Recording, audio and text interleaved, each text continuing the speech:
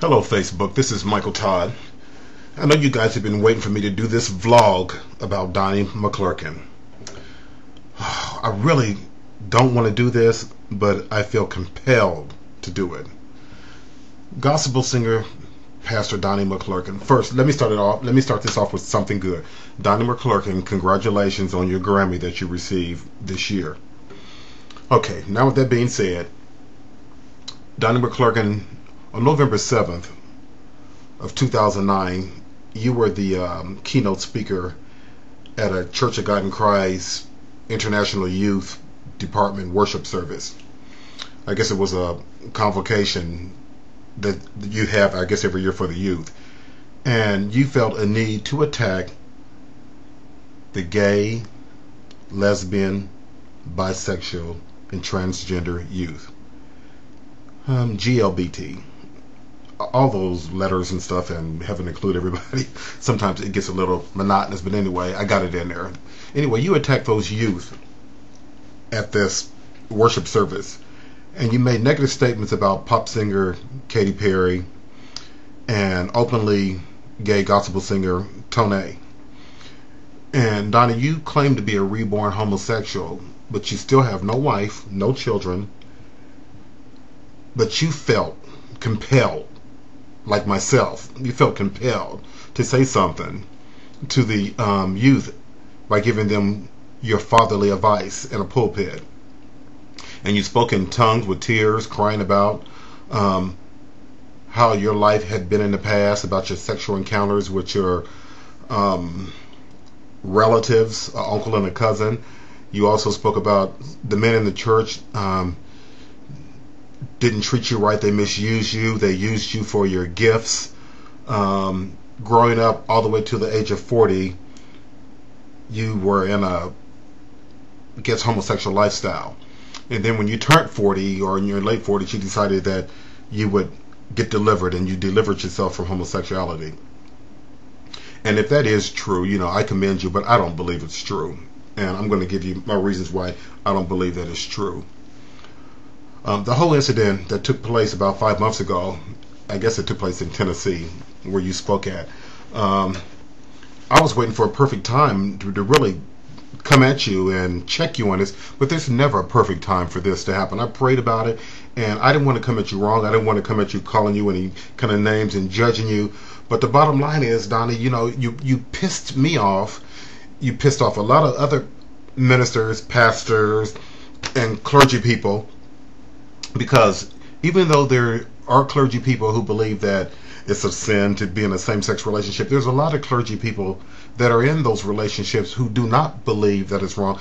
And as far as I'm concerned, you know, grown men rewrote the Bible.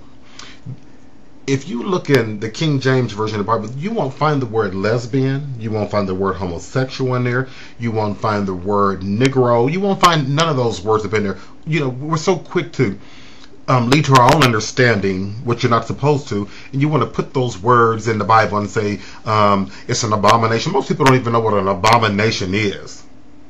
You want to talk about Adam and Eve. God didn't make Adam and Steve. God made Adam, He made Steve, He made Michael, and He made Mark.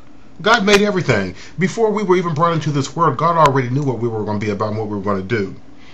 And for people to be so offended and so upset and to be in other people's sexual business, I mean, don't you have a life of your own, really? If we could just stay out of other people's bedrooms and mind our own business and deal with our own families, you know, life would probably be better for the whole world. But you got people in church, they're so quick to point their fingers at somebody and say, oh, that person is in a domestic, same-sex domestic relationship. Oh, that person's being abused by her husband. Oh, that woman, she's on welfare. Oh, that's an ex-drug addict.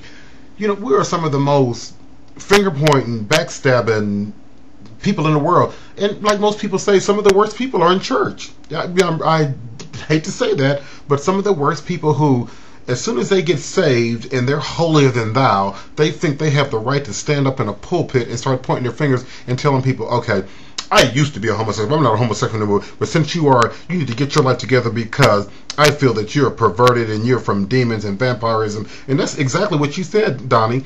You said that these people were perverted, they were demons, they were into vampirism, the women were butchered than the men. You started speaking in tongues, and what I saw you doing on stage in the pulpit, it sounded like a bunch of gibberish. You know, I understand people speak in tongues and there's somebody there to deliver with the meaning of what you have just uttered out of your mouth, but there was nobody there. You was just crying and walking back and forth, prancing across the stage in tears.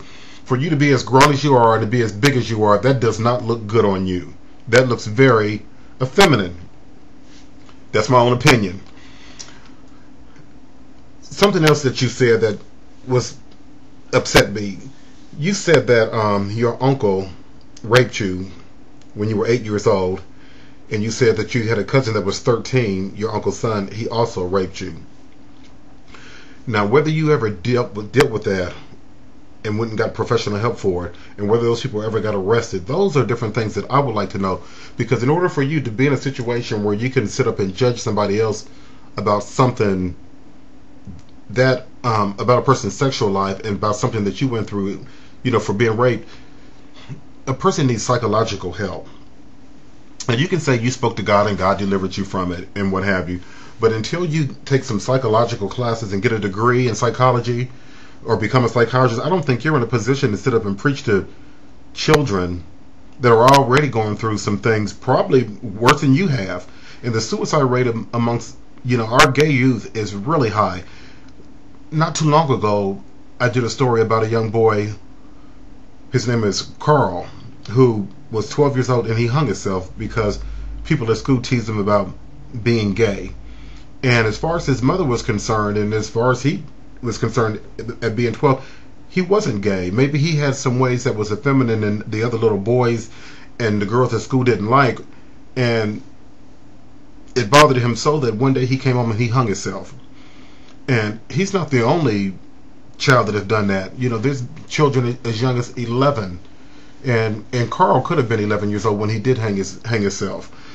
Donnie, these things upset me because in my community, when it comes to my youth and people that are trying to deal with their sexuality, we don't need people like you slapping them in the face and calling yourself to be a man of God.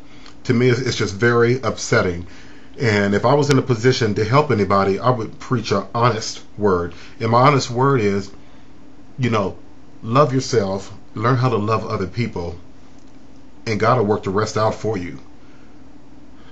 Donnie, your life is a little bit confusing, and you're not in a positive position to be preaching and educating children. Your rant that you gave about Tone, I mean, you sound like a jealous person. You know, Tone has never lied about his sexuality.